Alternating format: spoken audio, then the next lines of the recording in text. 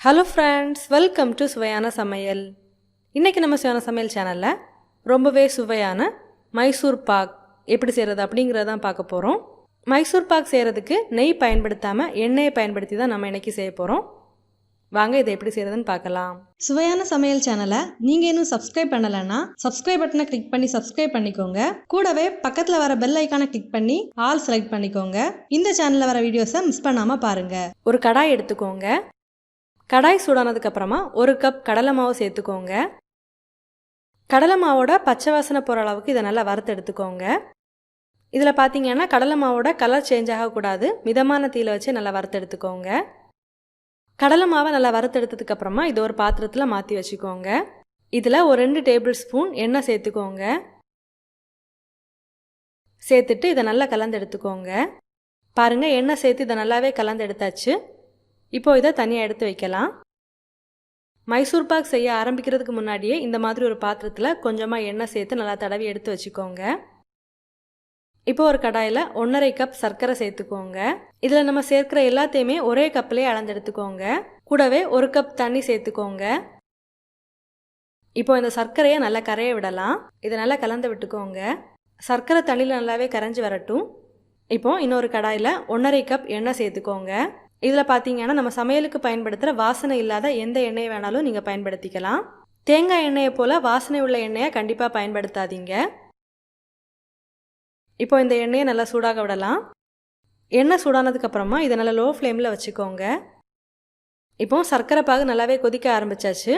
மிதமான தீயில வச்சுக்கோங்க. இதில் பார்த்தீங்கன்னா ஒரு கம்பி பாகுபதம் வர அளவுக்கு நம்ம இதை கொதிக்க விடணும். இப்போ நம்ம பாகுபதம் செக் பண்ணலாம். பாருங்க, ஒரு கம்பி பாகுபதம் வந்தாச்சு. இப்போ இந்த சர்க்கரை பாகை ஒரு வாட்டி நல்லா கலந்து விட்டுக்கோங்க. இப்போ நல்லா லோ ஃப்ளேமில் வச்சதுக்கு அப்புறமா நம்ம வறுத்து எடுத்திருந்த கடலை மாவை இதில் கொஞ்சம் கொஞ்சமாக சேர்த்து நல்லா கட்டி இல்லாமல் கலந்து விட்டுக்கோங்க.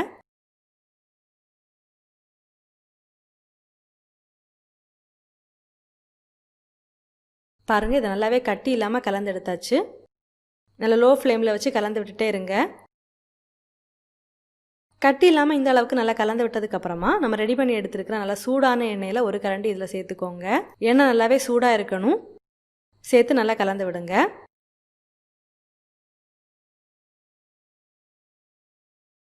இப்போ பாருங்கள், நம்ம சேர்த்துருந்த எண்ணெயை மாவு நல்லாவே உள்ளே இழுத்தாச்சு. இப்போ மறுபடியும் சூடான எண்ணெயில் ஒரு கரண்டி சேர்த்து நல்லா கலந்து விடுங்க.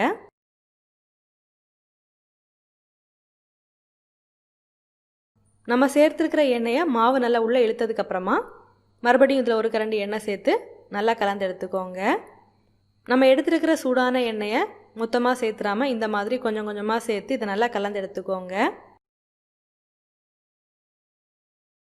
இப்போ பார்த்தீங்கன்னா கலரும் நல்லாவே சேஞ்ச் ஆகி வர ஆரம்பிச்சிருக்கு.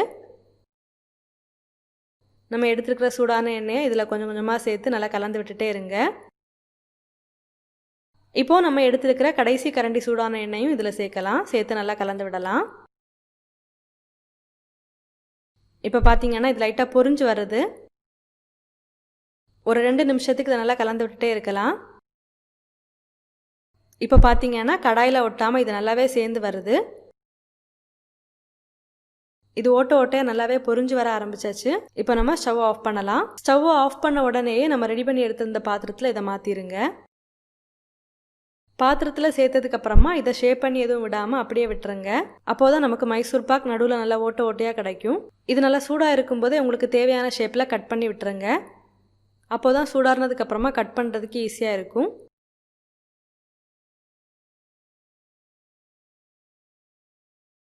பாருங்கள், இது நல்லாவே சூடார விட்டு எடுத்தாச்சு. இது நல்லா சுலபமாக இலகி வருது. இப்போ நம்ம இதை கட் பண்ணலாம்.